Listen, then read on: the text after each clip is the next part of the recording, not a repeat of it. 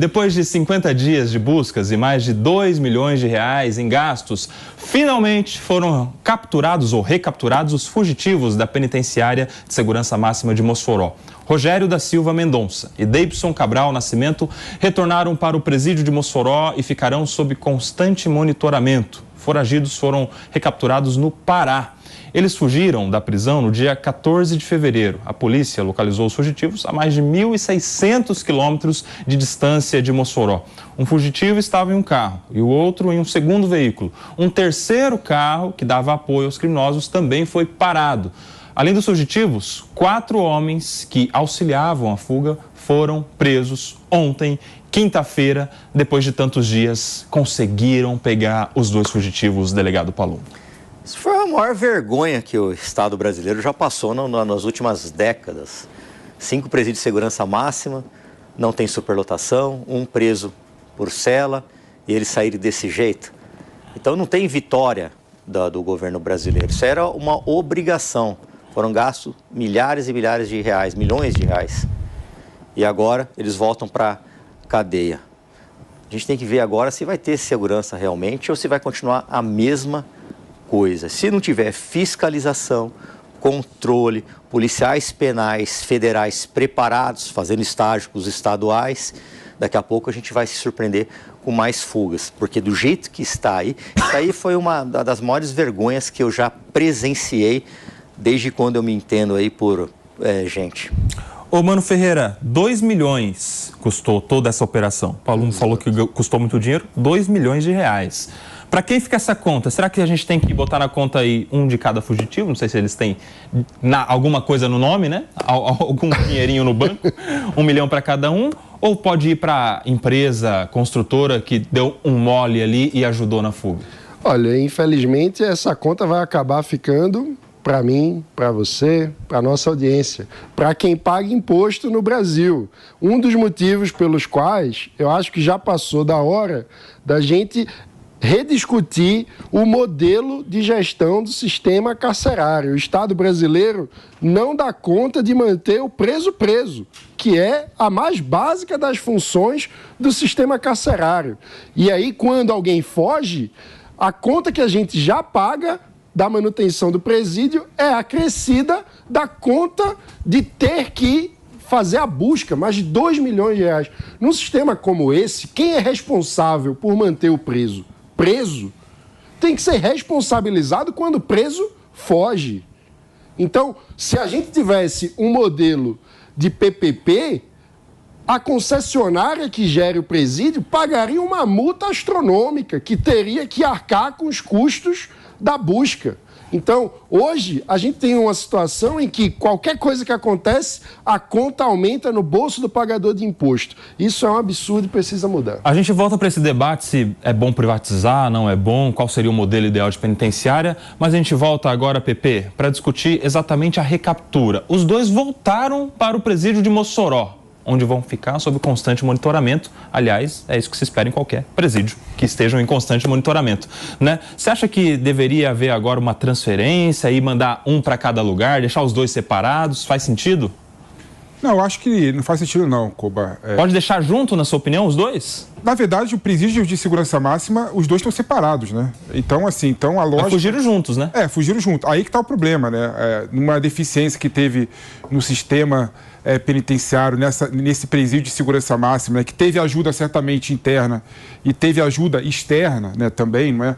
Porque é o que tudo indica nas investigações, ele chegou a movimentar o Comando Vermelho milhões de reais para ajudar esses 2 fugitivos a saírem, né, do Brasil. Uma falha de segurança fez com que eles fugissem. Agora, o que chama atenção nesse caso, Koba, é que o governo federal, a Polícia Federal, a Polícia Estadual do Rio Grande do Norte alocaram vários policiais, né, e no raio de 20 a 30 quilômetros do presídio, né? E os presos foram encontrados 1.000 quilômetros de distância, né, do presídio. Aí você começa a colocar em xeque, de certa forma, a estratégia inicial do governo de procurar eles naquele raio de proximidade. O que parece é o seguinte, não é? Quando o governo federal resolveu acabar com a operação, né, de buscar esses presos e colocar a Polícia Federal de volta, os policiais federais de volta no seu estado, a partir daí que a inteligência, né, daquela localidade conseguiu capturar esses presos, né? Então você vê que realmente é uma operação sofisticada, não é? Que felizmente recuperaram esses 2 presos. Aí o argumento, sendo bem sincero para você, do dinheiro, 2 milhões, 6 milhões, na minha opinião, é um argumento insignificante que não deve pautar esse debate. Tá doido, o que interessa, o dinheiro cai do céu sempre, né? O que interessa e o mais importante é que dois presos, né?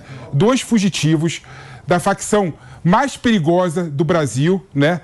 Voltou para a prisão. Se gastou 2 milhões, 6 milhões de reais, o fato é que agora eles não vão mais cometer esse crime. Só pode estar de preso na prisão. Por quê? Só está de brincadeira. 2 milhões... Quantos remédios dá para comprar 2 milhões? Voltou. Tá preso o cara de volta. Não, você perdeu 2 milhões. Perdeu por causa de uma falha do Estado. Perdeu 2 milhões, não. Acho que foram... Como não interessa? Como não interessa? Como não interessa? Você vai numa unidade básica, não tem remédio. O que interessa é que os 2 fugitivos voltaram para a prisão. Interessa sim, porque é dinheiro público isso. Tem que gastar do imposto o governo do Estado. Assim, o que o Bruno está falando é o seguinte, né? Tem um valor ideal para capturar presos de alta periculosidade. Não tem. Não precisava desse eu quero que o governo gaste 100 milhões de reais para prender todos os cabeças do PCC. Mas o cara saiu pela porta da frente. Ele saiu, já estava preso. Diferente. Já estava preso. Já estava preso. Eu quero que o governo gaste o que for necessário para prender todos os cabeças das organizações criminosas. Para você é fácil. Tem que prender. Vamos para a nossa representante das Minas Gerais aqui, Luciana, porque 2 milhões de reais, é claro que o governo não vai deixar de procurar alguém por questão de dinheiro, né? Duas postes do partido aqui de notícia ontem. Que é bastante coisa, né, Pepe? 2 postes, para prender 2 caras. São 2 Fuscas, 2 Porsches. Porra. É que pro seu Porsche você compra um apartamento. Quantas vidas foram salvas? Mas a omissão e a negligência foi do Estado. Eu não tô falando da omissão. Agora deixa eu falar. Eu tô tentando. Deixa eu falar. Vamos falar. Eu vou discordar aqui, Pepe, porque nós não podemos desprezar o dinheiro público que é investido nessa captura desses fugitivos. Fala isso. Mas, não estou falando que você falou. Não vai brigar comigo, Deixa não. ela A falar, briga aqui é só com o Paludo. Comigo, não. Obrigada. Mas eu vou continuar aqui.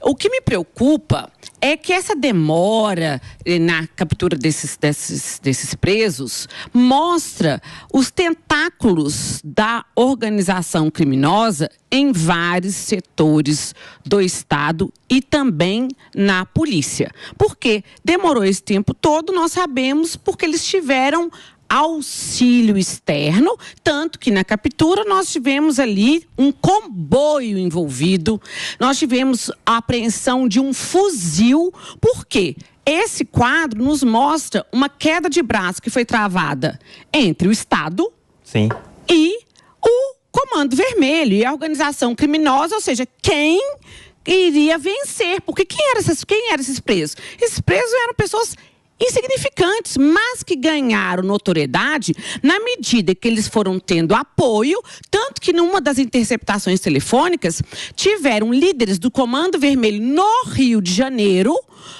oferecendo ajuda para o pessoal do Ceará para permitir que eles continuassem foragidos. Então, o foco primordial para mim é essa facilidade que eles tiveram de sair, porque eles sabiam onde que não tinha no prédio do presídio laje, que eles conseguiam fugir. Eles acharam um alicate, ou seja, eles tiveram uma facilitação interna. Então, de nada adianta reformar o presídio, eles voltarem para o presídio, se tiver esse sistema interno lá dentro. Afastaram o diretor, já tinha sido afastado, agora ele foi demitido, mas isso é só, para mim, tapar o sol com a peneira. Até porque das duas, uma, ou o presídio teve ali, ou essa fuga teve a ajuda de alguém, né, uma corrupção, uma facilitação da empresa que estava contratada, ou esse presídio não é de segurança máxima. E o que é assustador, não é verdade? É que a versão oficial do governo é que não houve cooperação interna, que foi falha operacional. Claro que houve. Pois é. Houve sim. Claro, como é que eles sabem a estrutura? Tinham que separá-los. porque ele já tem um laço de amizade, de cumplicidade. Aí você coloca 2 fugitivos que fugiram, de vez de colocar um num lugar e o outro centenas de quilômetros depois, não, coloca no mesmo lugar. Não, então é um erro atrás do outro. Eu acho que acaba sendo melhor a história de que tem corrupção, porque se falar que não teve corrupção, não teve ninguém que facilitou e simplesmente como tudo era para funcionar, não funcionou, é pior ainda. Exato. É um atestado de ineficiência do Estado, né, mano? E mais, como é que o Estado assume que não, foi uma falha operacional e ninguém vai ser demitido? Mas corrupção. Mas nós tivemos ontem a demissão do diretor do presídio. O diretor foi demitido. Pois é. A gente tem mais novidades sobre isso. Quem vem agora para o Morning Show trazer detalhes e novidades a respeito desse caso é a Luciana Verdolin, direto de Brasília. Bem-vinda ao Morning Show. Luciana, bom dia. Bom dia, Kobayashi. Bom dia ao pessoal do estúdio, a quem está acompanhando a gente em casa. O governo federal comemora, apesar do ministro da Justiça, Ricardo Lewandowski, ter dito ontem que prisão nunca é motivo de comemoração, mas que é preciso elogiar o trabalho que foi feito pelos investigadores. O presidente Lula ligou rapidamente, assim que foi informado da recaptura dos fugitivos, ligou para o ministro da Justiça, que fez questão, inclusive, de se posicionar e de dar uma entrevista coletiva. Ele justificou o fato dos investigadores, até semana passada, até os últimos dias, a gente tinha informação de que os fugitivos continuavam, naquele raio ali perto do presídio de Mossoró. O ministro ontem justificou, disse que os investigadores estavam monitorando o deslocamento dessas 2 pessoas, deslocamento que foi feito inclusive por barco até o Pará, e o ministro fez questão de ressaltar o trabalho da investigação que conseguiu evitar que os 2 saíssem do país. A gente tem a declaração de Lewandowski. E hoje acabaram presos a cerca de 1.600 quilômetros do local da fuga, o que demonstra que, obviamente, foram coadjuvados por criminosos externos e tiveram, portanto, auxílio de seus comparsas e das organizações criminosas às quais eles pertenciam. Foram presos, então, nesta rodovia federal, perto de Marabá, no Pará. O ministro minimizou o fato dessa busca, ter durado mais de 50 dias. A gente também tem a declaração. Me parece que é um prazo razoável de 50 dias. É um prazo, diria que segue os paradigmas internacionais de localização de fugitivos de penitenciárias, ou seja, não chegamos a 2 meses, num país de dimensões continentais. O local onde eles se refugiaram era um local de matas, de caatingas. A busca pela recaptura foi prejudicada, sobretudo por intensas chuvas naquela época, naquele momento em que estávamos atrás desses 2 fugitivos, e realmente a área imensa, fizemos todos os esforços possíveis.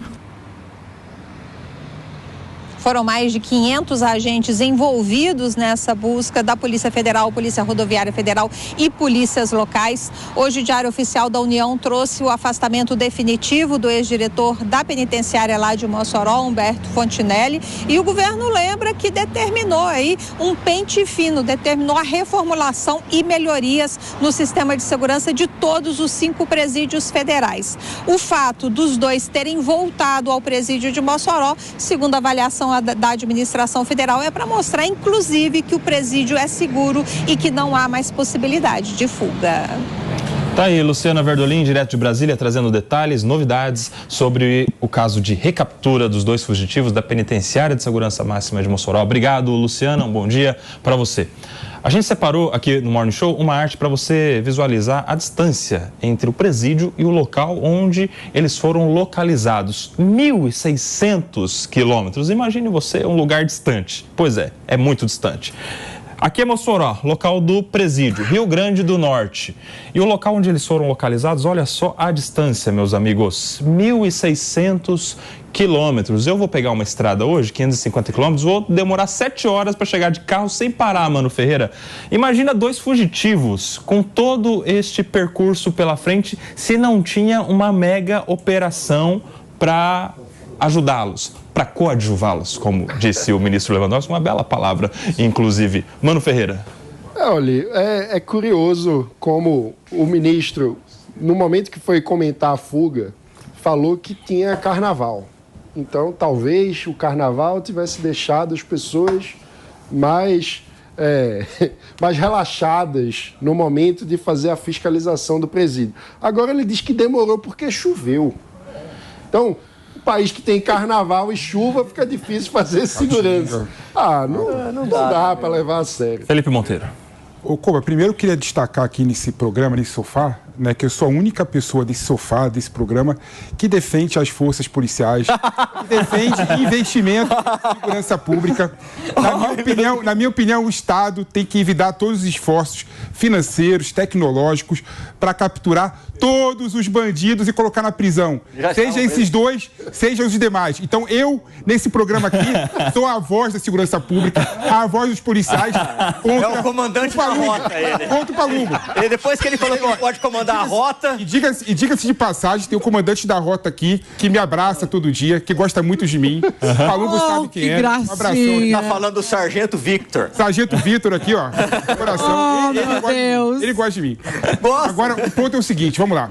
Eu vou comparar com aquele caso do brasileiro, né, que fugiu da prisão de segurança máxima nos Estados Unidos, na Pensilvânia, né? Quem vai se lembrar dele? Ele não era de organização criminosa. Saiu pelo teto também.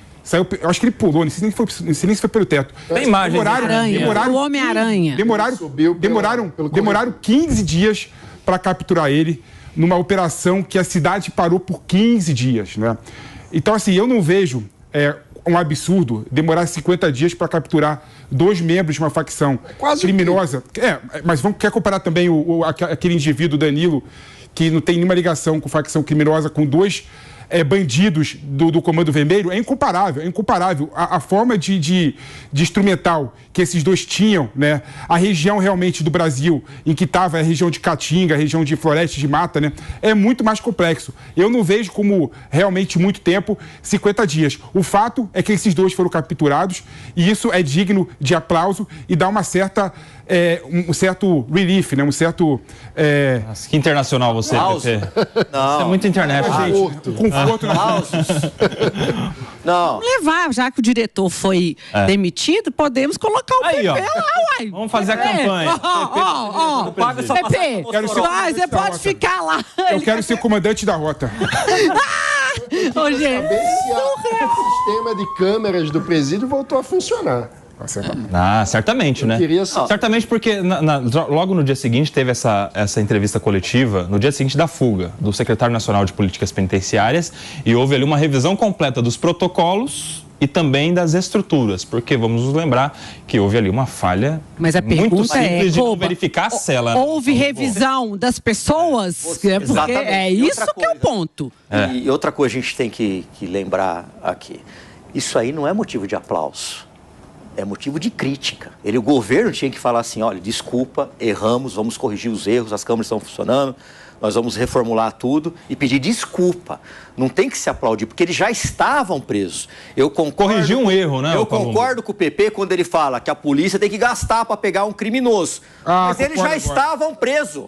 Eles já estavam que era evitável, né, o Palumbo? É isso. É lógico. Olha, se fugir qualquer preso aqui do estado de São Paulo, nós não podemos culpar os policiais penais.